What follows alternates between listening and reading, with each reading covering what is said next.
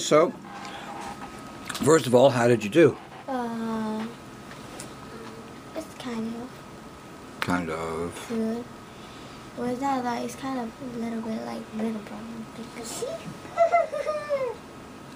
Okay, well, first of all, on the first part of the piece, did you lose contact with it anywhere? Yes. Do you know why? Because I was nervous. Because of this. Right, okay. Because when I get down here, like, I can see the camera. I understand. Okay. Of course, you know, as a musician and an artist, you have to learn how to ignore that. The way you can ignore it is by being so involved in the music, so intensely involved in playing, that it disappears.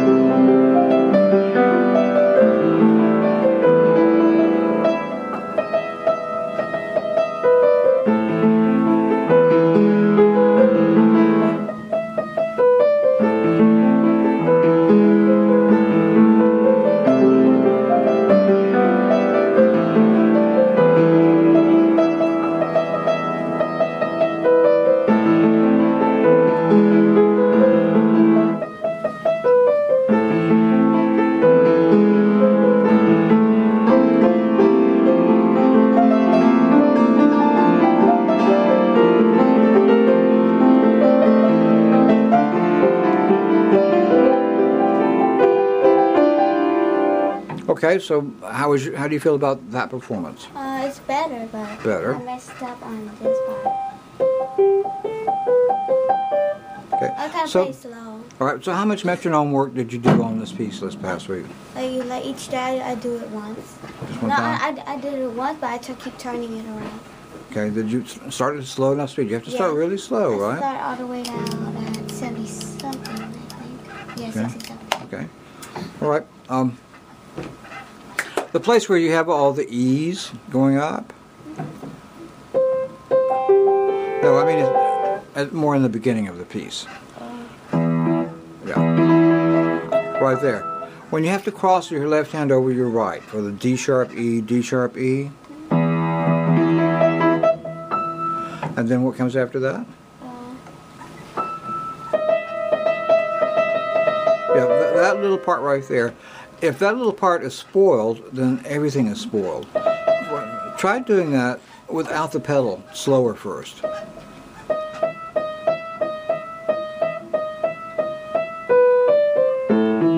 Good. All right, one more time. This time, have the left hand higher over the right hand.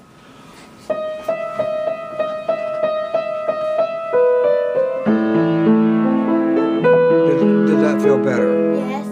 Okay, do it without the pedal.